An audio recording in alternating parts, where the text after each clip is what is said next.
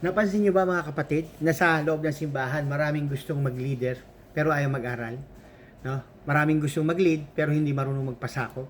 Pag-usapan natin mga minamahal kong kapatid, bakit napakahalaga sa isang leaders yung magkaroon ng spiritual growth and maunawaan niya yung responsibility, no? Sabi nga sa 2 Peter 3:18, but grow in the grace and knowledge of our Lord Jesus Christ, to Him be the glory both now and forever. Amen. Ibig po sabihin mga minamahal, tayong mga Kristiyano maging Christ-like, no? Maging Christ-likeness. Tayo po, especially mga leaders, tayo po ay mag-grow. Bakit kailangan nating mag-grow? Because we have to lead by example. Kailangan na maging magandang ehemplo tayo. Ang tanong mga minamahal, kung gagayahin po kaya tayo ngayon ng ating mga membro o yung mga nakakita sa atin, maganda ho kaya yung kanilang mapupulot, the way we speak, the way we react, and the way we lead, yung ating pong pinamumunuan.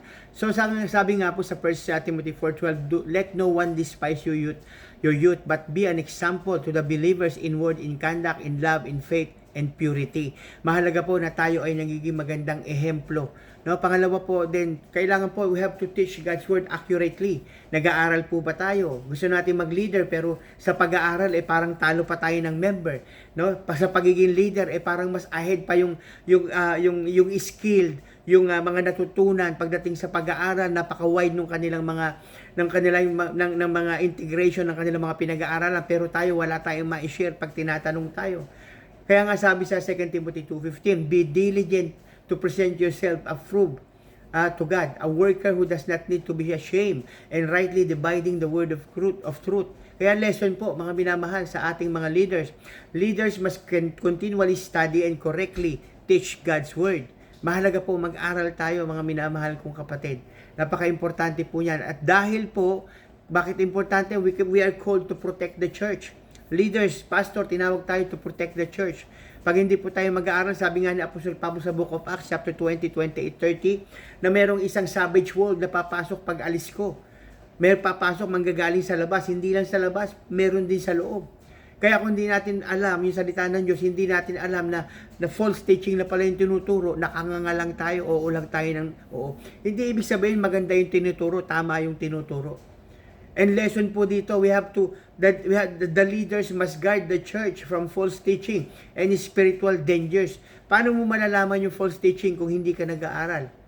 Pag gusto mo mag-lead, mag-aral ka, magpagal ka, maging good example ka. No? At bakit tayo kailangan mag-lead ng ayos? Bakit kailangan tayo maging magandang example? Why God called us to lead? Because we have to equip believers for ministry. Paano silang magiging handa kung tayo mga leaders hindi tayo handa sa ministry?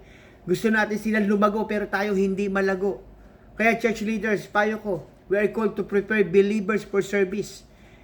Ngayon, kung ang thinking ng ating ng leaders is para maging boss, tinawag siya para mag-lead, pero hindi siya tinawag para mag-serve, may problema po ang leadership, mga minamahal. So, yun lang po ang aking masasabi sa lahat po ng gusto mag-lead.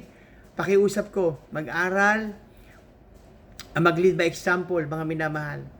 Gawin lahat ito para sa Panginoon, para to equip the believers for ministry. Muli po, ito si Pastor Al ng Shepherd's Staff. God bless you all po.